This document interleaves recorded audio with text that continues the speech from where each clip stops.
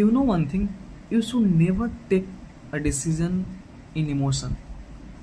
Emotion में आके हमें कभी भी डिसीजन नहीं लेना चाहिए। मैं अभी पढ़ रहा था और मैं महाभारत का एक कैरेक्टर मेरे को याद आया, और ये बहुत पहला ही अध्याय का है, फर्स्ट स्टोरी है, जिसमें जो किंग सनातनु थे वो एक दिन निकले थे ऐसे ही शिकार करने के लिए, और शिकार करने के लिए निकले और उनको गंगा के किनारे मतलब एक नदी थी, और नदी के किनारे उनको एक बहुत ही सुंदर स्त्री दिखी।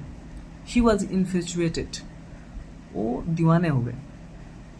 और जैसे ही अब वो दीवाने हुए, वो इमोशन जो है ना, ये भावनाएं हैं, ये सडन लहर आती है इस चीज़ की। वो इतनी लहर थी और उसमें आकर के उन्होंने प्रपोज कर दिया मैरिज के लिए, इमोशन में आकर के। He has never thought about present, future, past, what will be happen from the consequences. He didn't think even a single point. He just proposed her because he was infatuated. So he was under the emotion.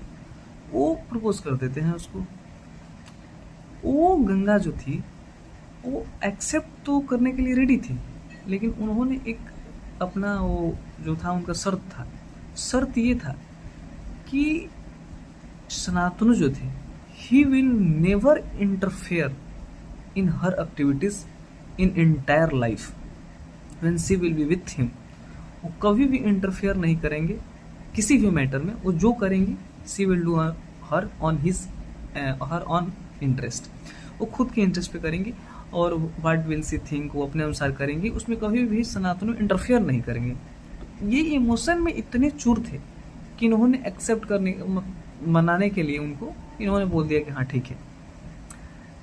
तो और उसका consequences ये हुआ कि पूरी महाभारत की कहानी उसी पे बेस है।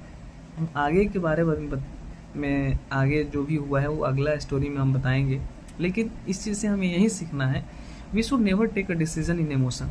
कभी नहीं लेना चाहिए। जो एक इमोशन में जो डिसीजन लिए हैं उससे पूरा महाभारत हो चुका है, तो फिर तो कुछ भी हो सकता है। So we should never take decision in emotion.